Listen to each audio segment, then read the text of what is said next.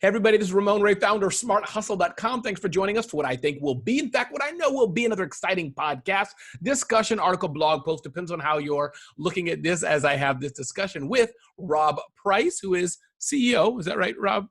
Good. It is, CEO correct. of Yes. School of Rock, which probably you have passed by, driven by. I know I have I used to live in Montclair, New Jersey, thereabouts, and there was a School of Rock, I believe, in that. Yeah, and that's somewhere in that area. So, Absolutely. Yeah, one of our greatest schools there in Montclair. of course, because I used to live there. So I know, they talk about you. But Rob, thanks for being here with us today. And why don't you give us a little intro to who you are, whether you want to talk about just your time at School of Rock or before, but just let our audience know who you are, what your role is there day to day, and if you can, where you've been, a little bit about who Rob is. Then we'll Sure, absolutely. So just for context, because I think everybody's seen the movie or seen the Broadway show, but School of Rock's got 270 schools around the world in 9 different countries, and we our students learn music in a very non-traditional way. They learn music through performance-based music education. So we'll do weekly lessons with our students to teach them skills and proficiency, but the real magic of what we do is we put these kids into real bands. We make them work for 10 to 12 weeks to put up a show. We put them in real venues, and it makes for remarkable musicianship and really amazing young people and old people too. I'm a student. We teach adults, so I call myself a private guitarist. Someday I'll come out. But in terms of my background, I came to School of Rock as CEO just about 3 years ago. Okay. And I had a career that included consulting and a lot of retail merchandising and marketing jobs. So I've worked at regional retailers like H-E-B Grocery down in Texas, or Wawa in the Northeast, which is a convenience store retailer. And then I spent 7.5 years as chief marketing officer at CVS Pharmacy at a really amazing time when it was evolving from being a retail company to being a healthcare company. So was it you, Rob, who gave us the long receipts? Was that you and your team or somebody else? Well, I can assuredly tell you that I was blamed for it the entire time I was there. But I have to take some responsibility. The Extra Care program, which was the loyalty program, was part of my team. And I always said that we were long on savings, but people, now I will tell you, just for those people who are interested, quite some time ago, and certainly now, people can get those receipts online. And of course, as an environmentalist, I'm very supportive of. But they were cute. I mean, they were like the mark of distinction when you leave the store. I made clothes out of it. I decorated my windows with it. It was very, very handy. But continue on, please. So after CVS, I had my first experience with franchise environment. As president of Edible Arrangements, and I was there for about 3 years. I really fell in love with franchising. Nice. There's there's something really incredible about this federation of entrepreneurs who are hauling against a common purpose. And I think that all of us are experiencing right now how important purpose is in business management. And so I really loved that. And then being a musician ever since I was a child, when I got a call about the prospect at School of Rock, it had felt as if, heavens were opening up. I heard music, and it has been an amazing, amazing experience leading this global brand and growing it. It's even been an amazing experience navigating it through COVID, which I'm sure we'll talk more about. Absolutely. And tell us, as a leader, especially of a very, very large company, many of my businesses are smaller companies, but I'm curious, where do you spend your time at, Rob? There's a lot of things you can do, or maybe as Richard Branson and others are famous for saying, maybe there's only a few things you should be doing. So I'm curious, how do you span that? Give us a glimpse into your typical pre-COVID, especially 30 days or a week, or as it were. What are the things, Ramon, as the CEO, here's the main things that I focus on every day, and everything else somebody else can handle? Yeah. I think the things that I'm fairly irreplaceable on pre-COVID was team development and mentorship. So I have an amazing management team. Some of them are still early in their careers and are new to their roles. So I think that's one of the most important things. In a franchise business, extraordinary commitment to time with your franchisees, and I would say unlimited availability.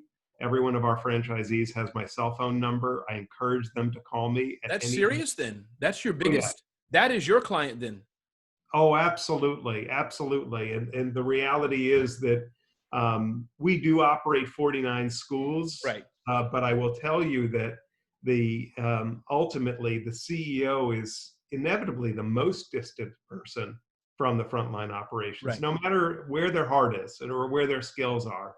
And so it's far more important for me to be a motivator of my team and for me to be a resource and a convener of the franchisees.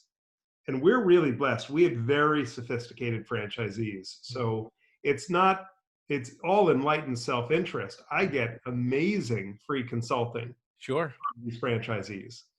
They come from finance or they come from marketing. Some of them are professional musicians, and that's super helpful. Uh, but some are lawyers, some are real estate. Um, some have had very, very big jobs, bigger jobs than I've had Right. in some cases. And so that's another compelling reason for me to spend that time. And I think the third thing that I spend my time on is business evolution. I've been blessed to work for businesses that were in massive transition Mm. and transition of their own making. And being the cause of a wave as opposed to being kind of overwhelmed by the Mhm. wave. And I want to make sure that that's our priority at School of Rock. So we've radically transformed the business over the last few years. We've got some really outlandish ambitions that'll be maybe delayed by COVID, but not dismissed by Sure. COVID. I So love those it. are the three things where I, Ramon, spend most of my time with our team, with our franchisees, and then building longer term strategy. Sure. I want to move into talk about, I want to talk to you about leadership and marketing and so many other things, but for sake of time, I'm going to have to ask our common friends, who we know who that is, to bring you back again so I can talk It's a about that. deal. It's a Yes. deal. Good. But before I get to post-COVID and what you're doing now, how you've transitioned, let's talk a little about technology. What role has that played? What role does it play in School of Rock, especially with customers and things like that? Give us a little peek under the hood as to what's happening there. Yeah, I came from an environment at Edible Arrangements where all of the technology was proprietary. It was Okay. all built in-house. And listen, there's a lot to be said for that. Sure. So it was a real transition for me to come into a model where we were really relying to a large extent on third-party services and cloud-based services. And I was very lucky that the partners that we had happened to be the right ones. So if you look at our, we have a very secure environment. Sure. We are capitalizing on outside partners that are putting tens or hundreds of millions of dollars in CapEx to develop and advance and perfect their systems. And while there may not be the customization in all cases in all of our technology, what I found is that assembling third-party software as a service arrangements has really worked out well for us. A couple of examples for me that are particularly cogent are we don't need to design our own Right. franchise management software. There's a great company called FranConnect, which we work with, that all the functionality that we could dream of largely exists in that. And then in terms of our business systems, working with a company like NetSuite, I do not need to. One thing I do not spend a lot of time on is double checking our CFO. Mm. And knowing that with NetSuite, we have a system which is incredibly stout enough for companies that are much bigger than ours, puts me in a position to focus my energy on operations, on customer delight, on long-term strategy, on the relationships in our community, etc. So Technology has not been a hurdle for us. We always want it to be more Sure. customized, but what we found with our vendors is our vendors we've picked software products and technology providers and partners that have enormous modularity and flexibility for as we grow, because we're going to double and double again. Yeah. We're growing incredibly fast. That is before COVID. We've had a little setback, Sure. but we're already starting to see a little bit of a recovery, even in the context of COVID. I love that. So let's talk about what's happened with COVID again. I don't know your answer to this. Maybe I should know more, but I saw on your website it said newly launched or something. Was that something was that word remote or teach your kid or something to that degree? The lower right of the site as we're Yes. recording this in mid May here. Was that a new thing for you? Did you traditionally have only in person, or has it long time been remote? Tell me that story. It's been an incredible journey, Ramon. And talk about smart hustle. I asked our team to do some pretty smart hustling in a very very short period of time. It became clear to us at the end of February that this was a very real thing. Right. And I know a lot of people I speak to who are in similar roles talk about that last week of February and the beginning Right. week of March, in the US at least, where it was this moment where you either had to be a pessimist or an optimist. Mm. I am a certifiable paranoiac. I carry the card. I go to all the meetings. And so for me, always expecting the zombie apocalypse. Yes. And to my team's credit, they're very conservative in regards to risk management, risk mitigation. And so we brought in our own advisor, Dr. Nina Shapiro, who is an amazing ear, nose, and throat doctor, pediatric expert and researcher and author and TV commentator. And we just had some quiet time with her and said, Nina, hey, where's this going? I feel like we could have like 20 schools closed in a few weeks. She's like, Yes. her comment was, you're going to have all of your schools closed in a few weeks. And, it took me a little bit of a moment to catch my breath. And in some respects, knowing what I didn't know was probably the most useful thing that we did, is just confronting the fact we needed an outside expert. So we moved very quickly and in 5 days designed a remote program. Wow. And now 100% of our business is business we weren't doing before COVID. Wow. And now some of our students have gone on hold because of economic reasons, Sure. and some have gone on hold because the most important part of what we do, which is that group rehearsal, the group performance-based learning. But even with that, our team has done an incredible job of assembling technology, again, third-party available set technology for kids to record together or to build music videos together. We're doing master classes. We're doing artist sessions with people from Smashing Pumpkins to Cage the Elephant, etc. And so we moved very quickly to radically evolve our business, reinvent our business, and thankfully we've preserved the majority of our customers. Sure. No, that is powerful. I'm curious, what lessons can we learn from that? I mean, one, you had an outside expert. I think that's interesting, and that can go many different places. But just to get advice, and as you've hinted to a degree, because you're the CEO, which I know you know, but those listening, doesn't mean you have to be the smartest person. So I think that's one thing I'm hearing. What other things did you hear from this experience that we can take away? Because we have months, possibly years to go of the unknown. And sometimes I hate to keep saying it, Rob, because I don't want it to be a cliche, but it's a fact. It's just a fact. We don't know what December will look like with the end of August. Who knows? So what can we learn from you that you've learned to date? Well, you're right. The first lesson, maybe the most important, is confront your ignorance and confront your gaps, confront your vulnerabilities, lead vulnerably. I was very comfortable with my team sharing I didn't know. A very common emoji in our pictures is this one, where the hands are up on both sides saying, I don't know.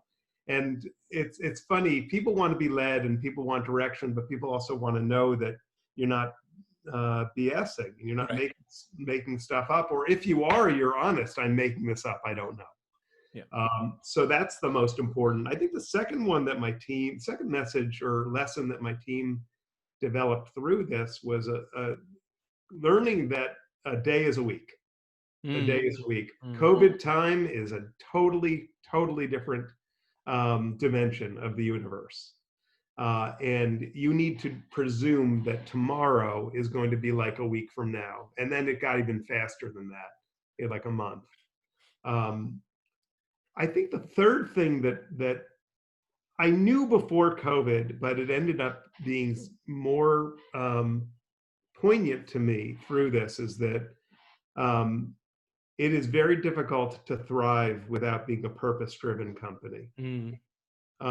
And when you have to make very quick decisions, and in our case, you have to rely on thousands of people around the globe to make good decisions quickly Yes. without a lot of, appellate courts and review and oversight. You need to be operating from one critical song sheet, and that is your purpose. And our purpose is anchored in, a passionate community. So how do we preserve the community? Our purpose is focused on enriching lives. So of course, safety is at the center of that. So we're only going to do things that are safe. So we don't have to debate. We don't have to agonize. We can certainly discuss on the fringes, but no one here is trying to race to open sooner. And no one here was looking to profit at the expense of the health of our students or of our communities. And honestly, I think that will end up having been a better financial decisions. We closed earlier than we needed to. Mm. And I didn't need to beg schools to do it. We're just wired that way. We're wired to take care of our community.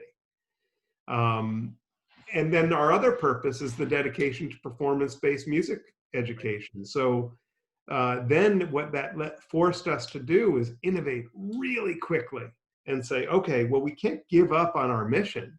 We can't just close the doors. We have to figure out a way to prevail because these kids need us more than ever before. For us, Ramon, we were already dealing with a pandemic. We were dealing with a pandemic that was far bigger than COVID, which is anxiety and depression, teenage suicide. And that mission for us, we're on the front lines of that already. Yes. And so having that strong orientation towards purpose driving what we do made us move faster because we don't have a choice. It's our chemistry, it's our chromosomes that we were not going to leave kids behind. We were not going to be one more disappointment for them. We were not going to contribute to what is the most massive catastrophe and loneliness that's existed in our lifetimes. Yeah. So I think for all of those reasons, if you came into COVID and you weren't clear on what your purpose was, and you didn't discover it in COVID, I think that this is a unique opportunity for folks to take some time and say, okay, why are we doing this? What are we doing this for? And by the way, it also made it easy to make some business decisions. It was easy to make decisions to cut our salaries. Yep. It was the easiest decision of my life to stop my salary altogether because our purpose is what matters. What matters is surviving and thriving and not worrying about, honestly, not worrying at the corporate level so much about the money. Certainly worrying about our franchisees and keeping their business afloat. But I think that when you have that clarity, it helps you make better long-term decisions. Wow, that's powerful. And I think I'm gonna write a whole book on that and to sell it to you. It'll be your words though. But okay. I'll buy it. I'll be your first customer. No, but thank you, Robin. I think just to unpack this as we come towards the end of a close, if you have anything else I didn't ask, let me know. And I do want to have another conversation with you about a lot more things. But I think that one thing that I'm hearing you say, and I'm just kind of underlining it, repeating it, not that it needs to be, but I feel too, is just that once you have this purpose-driven purpose about your company. Some people, it may be a cousin to core values, I think. Oh, Um, for sure. Yeah. right. Then things were easy, and meaning you can take it so far that if one of your staff members or employee did something that a customer complained about or somebody else didn't like, if they came to you, Rob, I did it because it was safe for the kids. Or Rob, I did it because music. You'd be like, they're right then. Meaning in that sense that you don't have to worry about what the person's doing in another country or who you can't I see think because they're driven. that's right, Ramon. And I think the other insight in your point is that it even helps you understand when you make a mistake. Because if you made the mistake, if you made the wrong decision for the right reason, that's easier to talk to somebody Yes. about, which is, this is what we were thinking. This was the trade-off that we were making. It was driven by our core purpose. It was driven by our core values, as you talk about. I think that, again, we had good musculature on this front coming into COVID. Our metal was tested during COVID. And what it reinforces to me is that part of the reason our business is continuing to survive and thrive is because we didn't sacrifice those when you're most tempted to. Right. Wow, that is powerful, Rob. Anything else I didn't ask you? And I'm sure there's 1,000 things, but you promised me another interview. Anything I didn't ask you that you wanted to talk about today that I didn't bring up? Yeah, I mean, I guess the only thing else that I would say that I've been reflecting on a lot in the context of this, this crisis and what we're experiencing at School of Rock is that it does force you to discover things that make your business more valuable. Mm-hmm. All of a sudden we now have additional tools and resources and assets that we would have never really contemplated. Now, when we have a kid that has a cold or the sniffles, yep, or is on vacation, can continue because we're going to preserve our remote education. We're going to obviously focus back on our in-school education when that's possible. But even in that context, now when a kid was otherwise going to go away for a summer and might lose musical proficiency or their connection to the community, they can stay with us even though they may be in another state or even another country. Yeah. Our master classes, our artist sessions, where we're taking really prominent musicians and connecting them to our influencers. Right. The tens of thousands of kids that we have that actually are tastemakers. It's much less expensive for Cage the Elephant to appear from their living room to a few thousand School of Rock kids than to perform at Madison Square Garden. Sure. You still get that same level of intimacy and connection, in some ways even more intimacy. So I think that the other thing that I've learned, and I suspect a lot of your listeners are reflecting upon right now, is, adversity inevitably forces you to confront things that you hadn't thought about before. And I'm quite optimistic about our business, not just because we've been able to preserve the business, right, but that now I feel like we have all these additional tools and weapons with a stronger sense of purpose with wind at our back. It's not easy. It's not going to be easy for any of us. And I don't poo-poo it, the difficulties for a franchisee with a single school navigating through the cash flow dynamics. Even a little bit of a right, sales loss is hard. But I come away, I never would have thought that I would be as optimistic and as enthusiastic about our business if someone would have described these circumstances to us. Yeah. No, I hear you. And I have a much smaller business than you do, Rob, but I'm blessed and I'm feeling the same thing. It's just, there's others who haven't experienced that, but for me and my little Smart Hustle team, I'm experiencing, it's amazing. Even whether you're a small company or a larger company, in the context of yourself and myself, I'm seeing clear parallels. So, thank you for what you're doing too. You've got an important role to play. I know that for me, I'm an aggressive consumer of podcasts, and the quality that you guys are putting out is outstanding and really useful to keep people's spirits elevated and to see the possibility. We do it with music, you do it with information. So we honor you for that, and we'll love to have you in for a free guitar lesson one of these days. I'm going to take you up on that. And with that, ladies and gentlemen, this is Ramon Ray, founder of SmartHustle.com. We've been talking to Rob Price, who's CEO of School of Rock. If you like this episode, even if you don't, please don't forget to rate it, give some comments, say hello at SmartHustle.com, whatever the platform you're listening to. And I think with that, I want to go on, but I'm going to stop and just say thank you for listening to another Smart Hustle podcast. And my name is Ramon Ray.